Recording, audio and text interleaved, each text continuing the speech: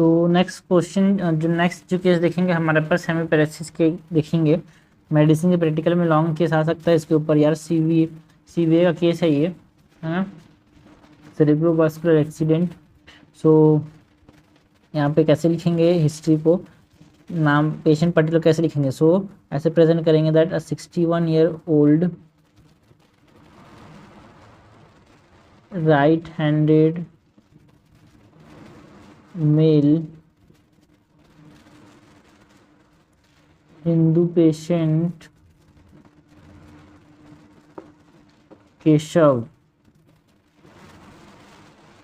Okay,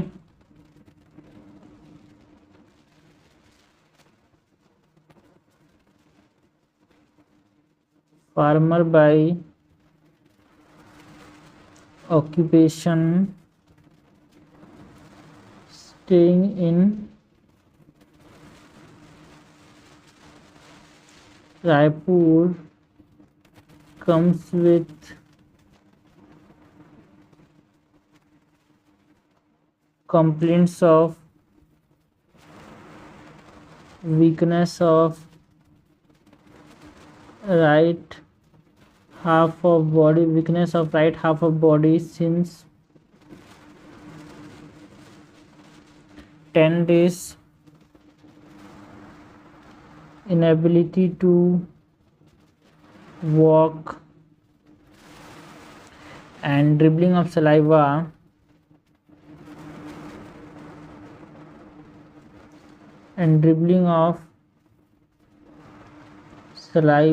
from the right side of the mouth। और हम history of presenting illness की बात करें,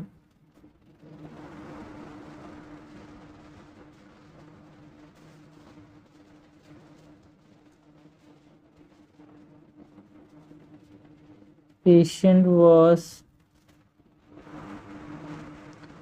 apparently all right 10 days back when he noticed weakness in right leg and arm on getting up in the morning।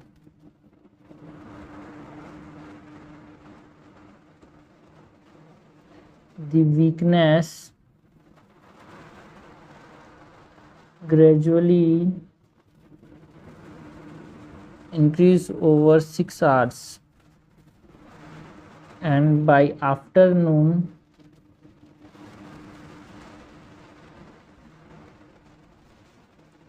he could not move the right leg and arm at all। The right leg and arm at all। यहाँ पे there is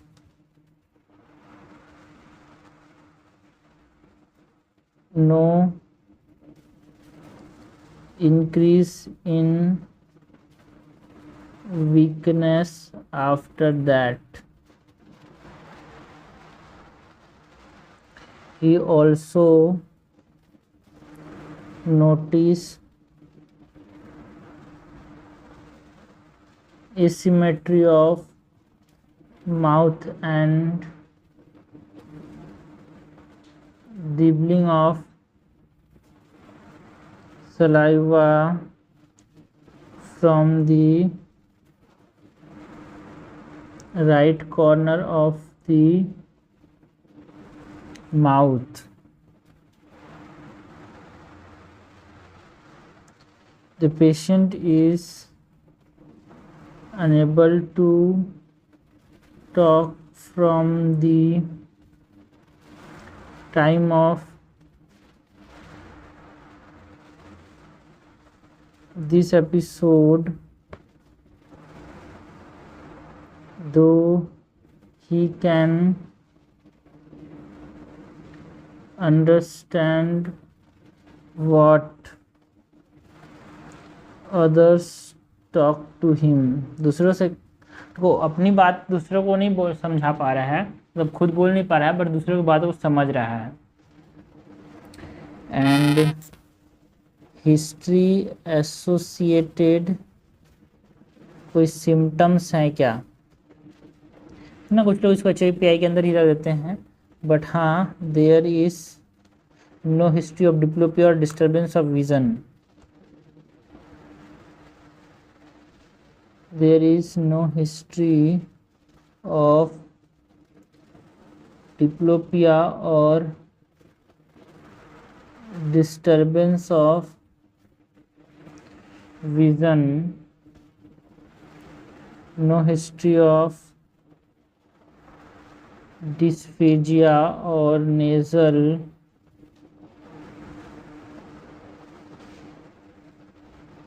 regurgitation, no history of bladder incontinence, no history of involuntary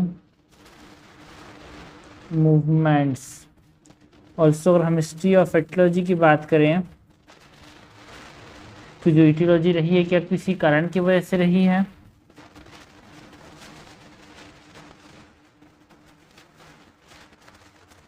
तो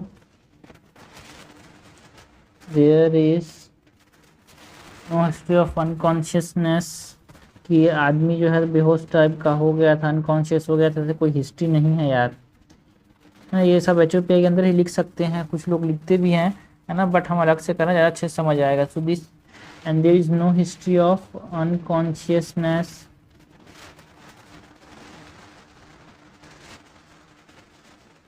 but patient was disoriented and semi-conscious for first 3 days.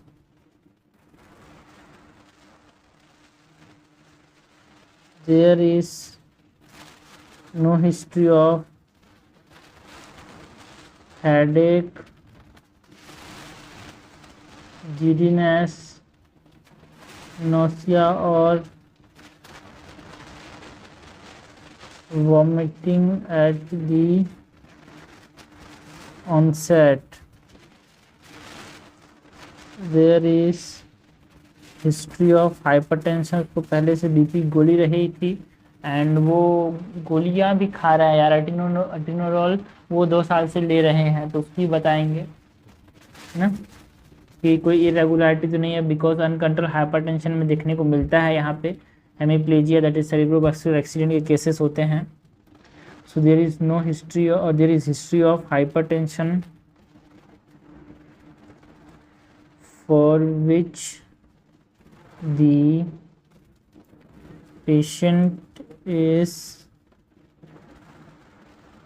regularly taking taptinolol 50 milligram once daily since 2 years and no history of irregularity in treatment recently, no history of angina or myocardial infarct in past. Also there is history of, है ना, 1 साल पहले transient ischaemic attack आया था जिसमें right arm and leg में weakness देखने को मिली थी, बट वो कम्प्लीटली रिकवर कर गए थे यार। तो ये इम्पोर्टेंट हिस्ट्री यहाँ पे, ये इम्पोर्टेंट है, एंड ये जो हाइपरटेंशन की हिस्ट्री है ना, ये इम्पोर्टेंट है। So there is history of transient ischemic attack 1 year back and patient had weakness उस समय of right arm and leg.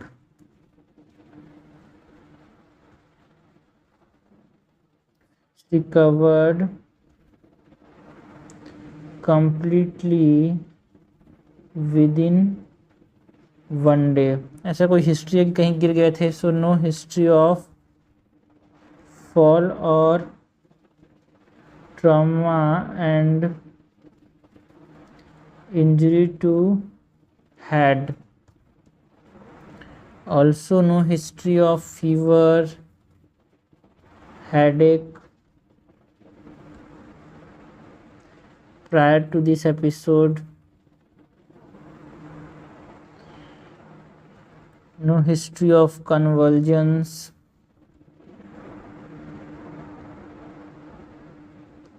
No history of bleeding from nose.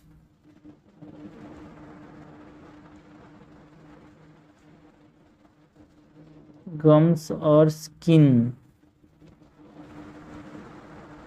No history of palpitations, breathlessness और chest pain. Heart disease में देखने को मिलता है यार, है ना. No history of fever with joint pain in the past, जो कि रूमेटॉइड आर्थराइटिस के अंदर देखने को मिल सकता है.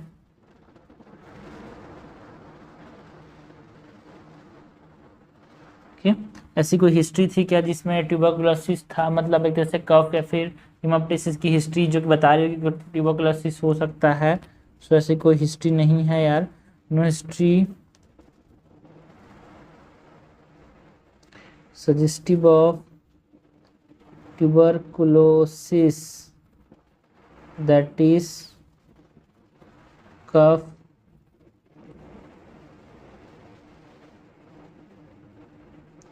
hemoptysis.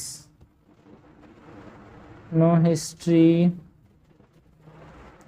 suggestive of syphilis, that is no history of exposure with ulcer on penis, है ना. नो हिस्ट्री ऑफ अल्सर और एक्सपोजर टू पेशेंट जिसको जो कि सिफिलिस हो या फिर कोई अल्सर नहीं है मेल के अंदर है तो पेनिस के अंदर अल्सर से तो दिक्कत हो सकती है, सिफिलिस के चांसेस हो सकते हैं. तो ऐसे अल्सर्स भी नहीं हैं.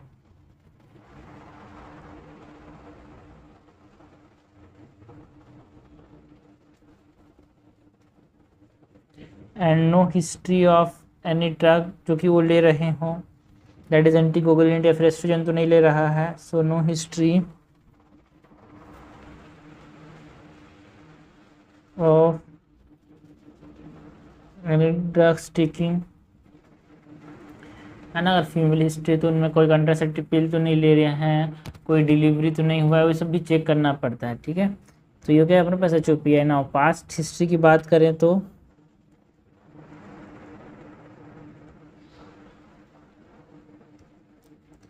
पास्ट हिस्ट्री में नो हिस्ट्री ऑफ डायबिटीज़, है ना. एक यहाँ पे हाइपरटेंशन था इनको एंड ट्रांजिएंट इस्केमिक अटैक था जो कि हमने बताया 1 साल पहले.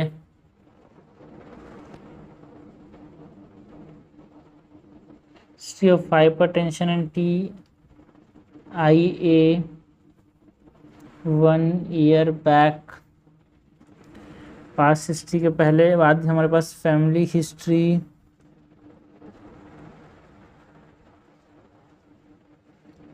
है ना. फैमिली हिस्ट्री में नो हिस्ट्री ऑफ स्ट्रोक और एंजाइना किसी दूसरे फैमिली मेंबर को आया हो.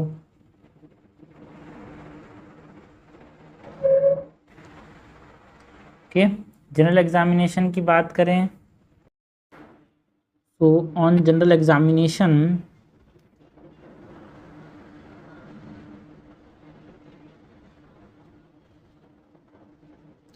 जनरल एग्जामिनेशन में जो फाइंडिंग्स हैं वो कौन कौन सी है भाई, है ना। Patient is an elderly man, moderate build and Fairlie nourished.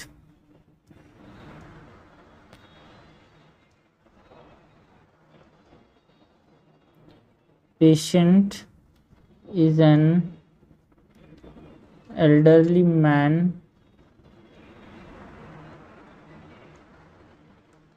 moderately built and fairly nourished। अगर हम वाइटल साइंस की बात करें, सो पेशेंट इज एफेब्राइल यार, patient is एफेब्राइल,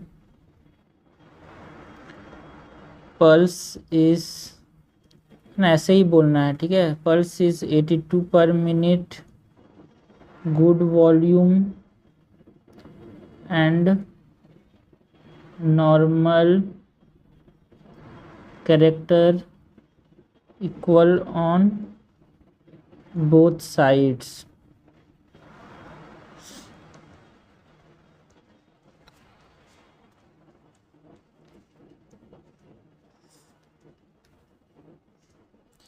and blood pressure is कितना, blood pressure is 140/90 mmHg in right arm in supine position।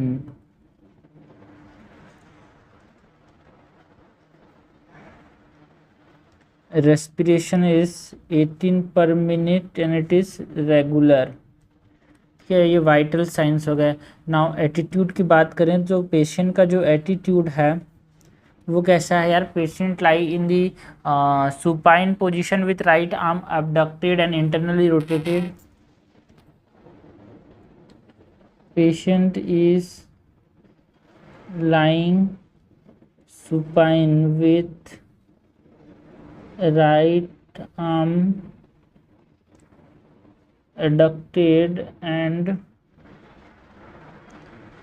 internally rotated ना, right leg lies externally rotated and no swelling of bed with urine and stool, no swelling of bed with urine and stools। ठीक है, तो ये हमने बात की about general examination यार, है ना। अगर हम CNS एग्जामिनेशन की बात करें,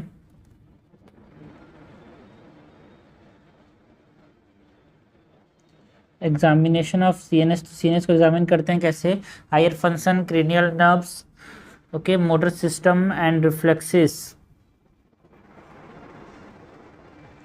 सो सबसे पहले तो यहाँ पे हम हायर फंक्शंस की बात करेंगे। So on examination of higher functions, patient is conscious. को एग्ज़ाम में ऐसे ही लिखना है, ठीक है। हम ऐसे ही, इसलिए मैं देखो हेमीप्लीजिक लिस्ट इसलिए बता रहा हूँ बिकॉज एग्जाम में आए तो आपको ये सब चीज़ों से कंपेयर करना है पेशेंट को, ठीक है। बुक से पढ़ के यार हिस्ट्री लेना बड़ा मुश्किल होता है, हिस्ट्री पढ़ के, हिस्ट्री लेके, हिस्ट्री से उस प्रकार से चीज़ों को पूछना ये आसान होता है, ठीक है। So patient is conscious oriented to time, place and person and obeys normal और सिंपल कमांड। कभी कभी आते हैं हमें फ्लीजा के पेशेंट जो कि अनकॉन्शियस हो, ठीक है, बट यहाँ पे ये कॉन्शियस है। Memory can not be tested because वो बोल नहीं पा रहा है, so due to motor एफिजिया।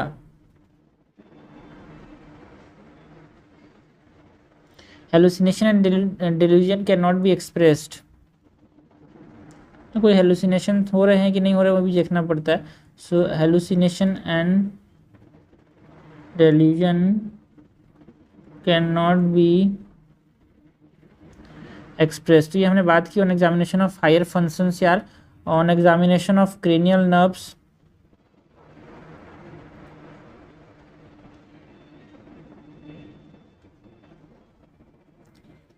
So on examination of cranial nerves हमने देखा जो फर्स्ट क्रेनियल नर्व है, sense of the smell in each nostril is normal,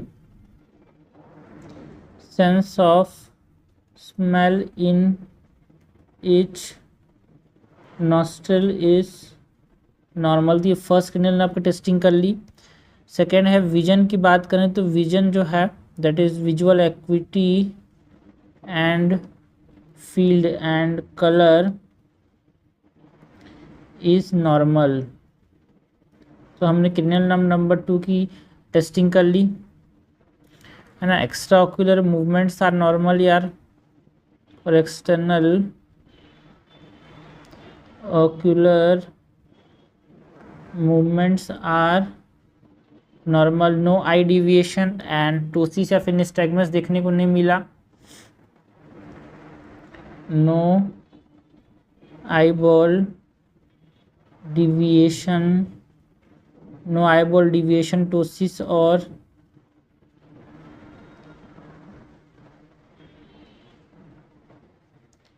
nystagmus. इस प्रकार से हमने क्रेनियल नंबर 3, 4 एंड 6 है ना, इसका हमने चेक लिया कि ये ठीक है।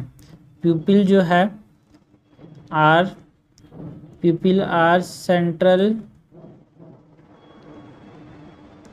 Circular equal on both sides and reacting to light to accommodation reflex. ठीक है, इसका मतलब 3 एंड 4, ठीक है, एकोमोडेशन रिफ्लेक्स ये रिएक्ट कर रहे हैं, and to ciliospinal reflex.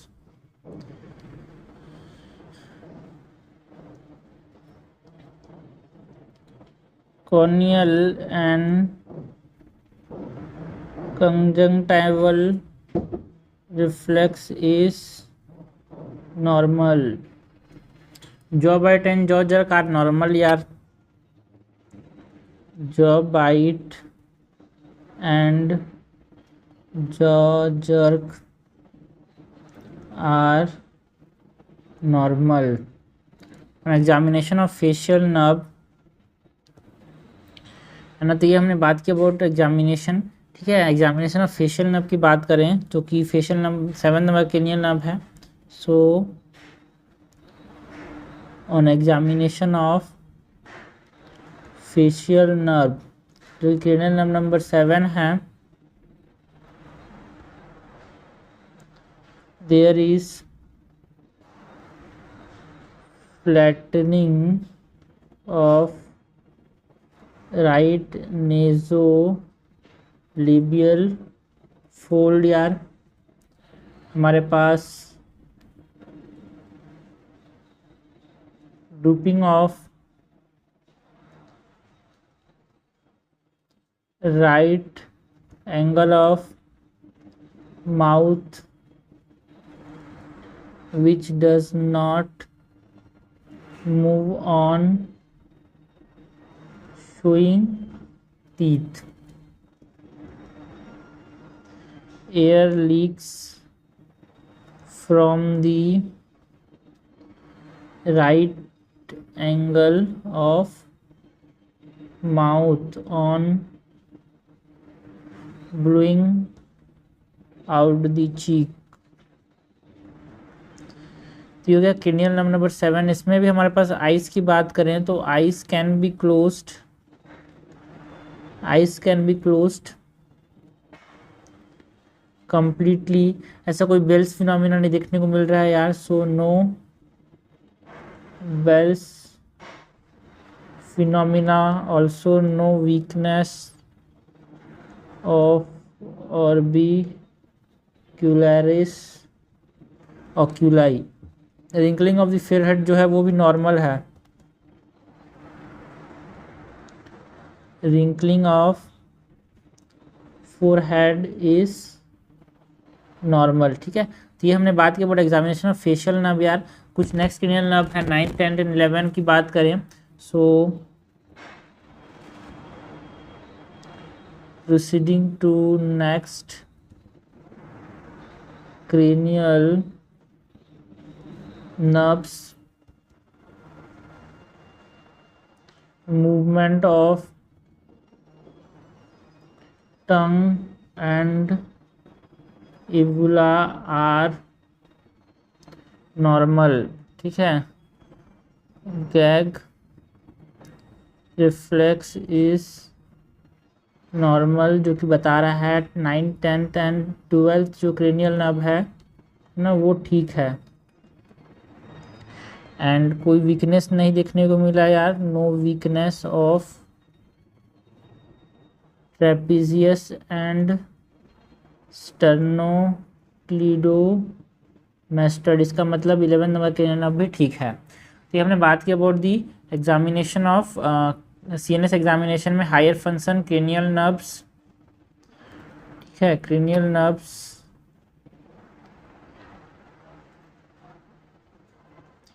Facial nerve देखा, प्रोसीडिंग नर्व्स की बात की। नेक्स्ट है हमारे पास on examination of motor system, on examination of motor system.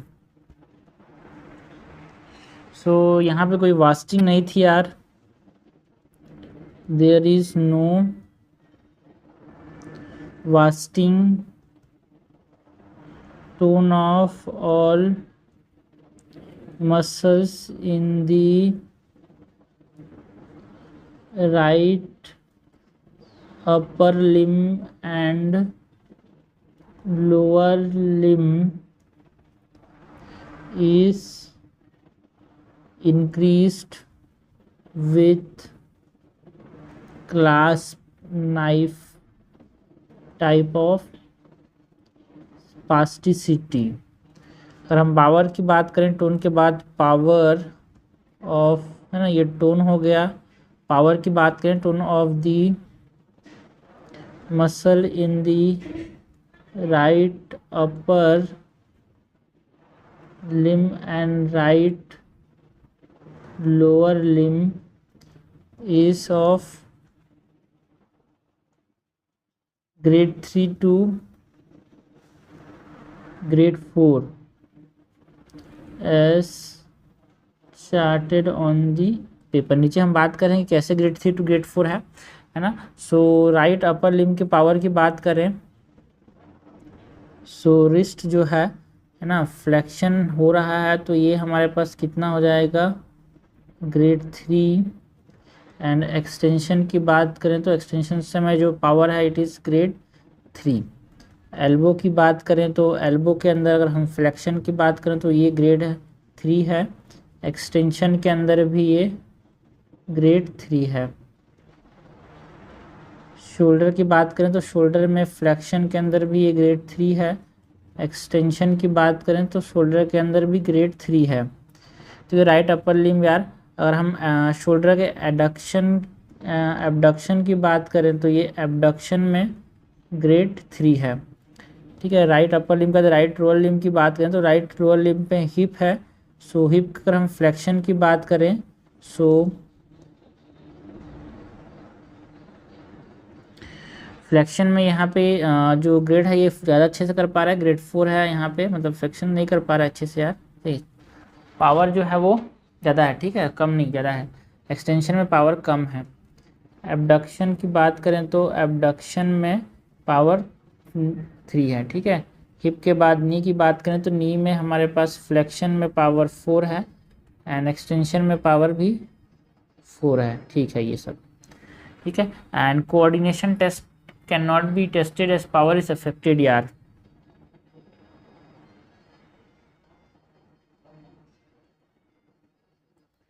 Coordination can not be tested as power is affected, है ना। ये हो गया हमारे पास क्या की बात, examination of the motor system. उसका रिफ्लेक्सेस की बात करें तो रिफ्लेक्सेस में डीप रिफ्लेक्सेस आते हैं and superficial reflexes.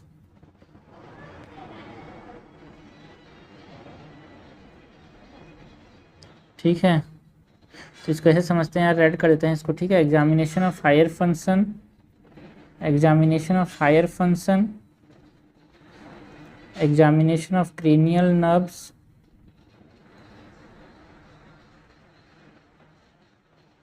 Examination of motor system.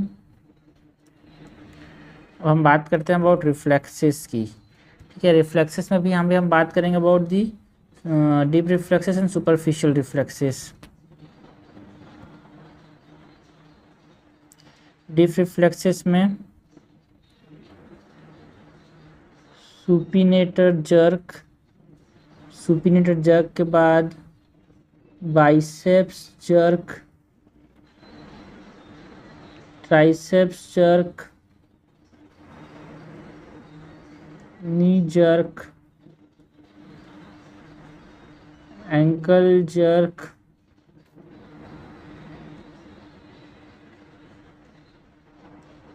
Plantar reflex. ठीक है, राइट एंड लेफ्ट की बात करेंगे।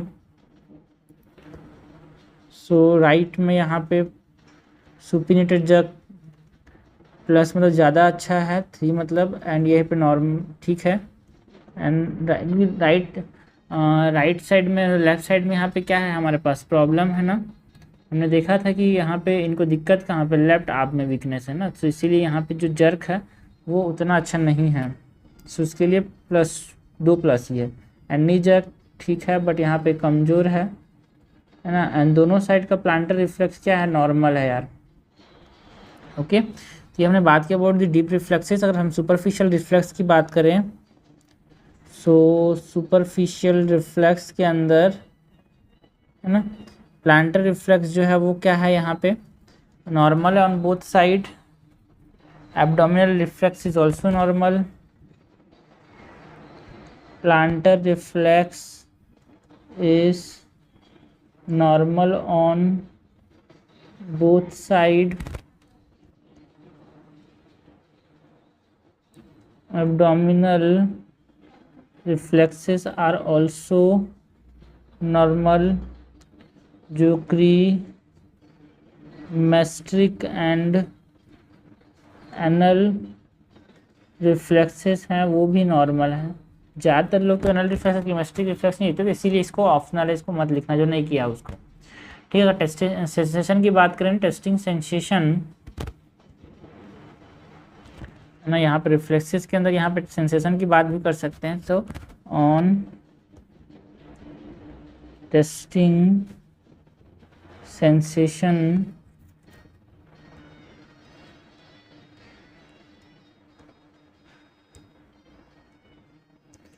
so superficial sensation of touch, pain, temperature are normal on both side यार। superficial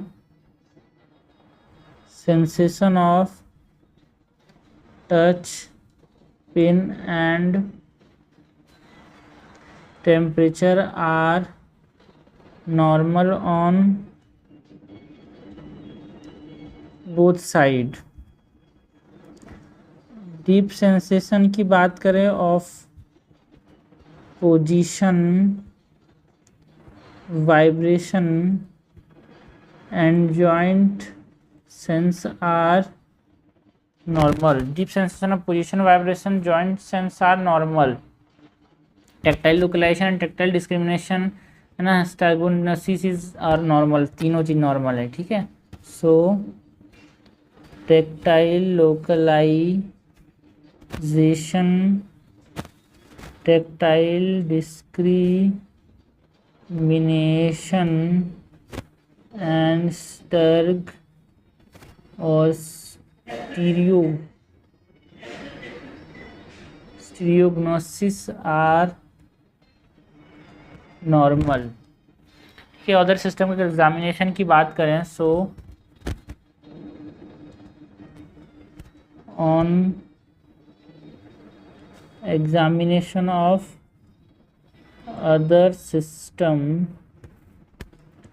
सो अगर हम बात करें CVS की, तो CVS के अंदर कोई मरमस देखने को मिला यार ना, नहीं मिला, देयर इज नो मर्मर और abnormal हार्ट साउंड। जो कैरोटिड पल्सेशंस थे, carotid pulsations are weaker on the left side. No bruit is heard over the carotids and peripheral pulse normal है। आर्टियल फिब्रिलेशन नहीं देखने को मिला यार। Peripheral pulses are normal and no atrial fibrillation ना। ये autonomic nervous system की बात करें तो there is no enlargement of abdominal system की बात करें, there is no enlargement of liver spleen, कोई लंप या फिर फ्लूइड देखने को नहीं मिला यार। There is no enlargement of liver और स्प्लीन, नो लंप और फ्लूइड। रेस्पिरेटरी सिस्टम की बात करें तो इज़ नॉर्मल। तो डायग्नोसिस क्या है यार? माई डायग्नोसिस इज ना right sided,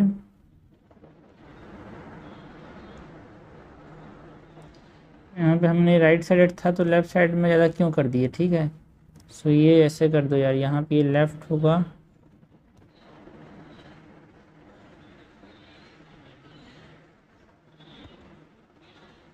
okay. Right sided hemiparesis with motor aphasia, right side hemiparesis with motor aphasia with ipsilateral upper motor neuron, that is 7th facial nerve palsy। Probably यहाँ पे क्या हो सकता है? कॉर्टिकल लीजन हो सकता है due to thrombosis in the left middle cerebral artery territory. तो इस प्रकार से हमने एक हेमीप्लीजिया केस को प्रेजेंट किया यार, ठीक है। हमने यहाँ पे बात की अबाउट HOPI है ना, सिम्टम्स एसोसिएटेड एंड एटियोलॉजिकल जो उसके साथ हो सकते हैं HOPI को पूरा इलाबोरेट किया, पास्ट हिस्ट्री देखा, फैमिली हिस्ट्री देखा है ना। हमने जनरल एग्जामिनेशन की बात की, CNS एग्जामिनेशन में हमने हायर फंक्शन क्रेनियल नर्व्स को एग्जामिन किया, मोटर सिस्टम को, रिफ्लेक्सेस को, सेंसेशंस को टेस्ट किया एंड अदर सिस्टम्स को देखा, डायग्नोसिस बनाया यार। ऐसे हमको समझना है, ठीक है। बिकॉज आप बुक से पढ़ोगे समझ नहीं आएगा, एक केस बना के रखो, बिकॉज 4-5 चीज़ें कॉमन एग्जाम में, उसके बारे में कुछ समझ, उसके रिगार्डिंग आपने केस बनाया हो तो आप एग्जाम में केस ले सकते हैं।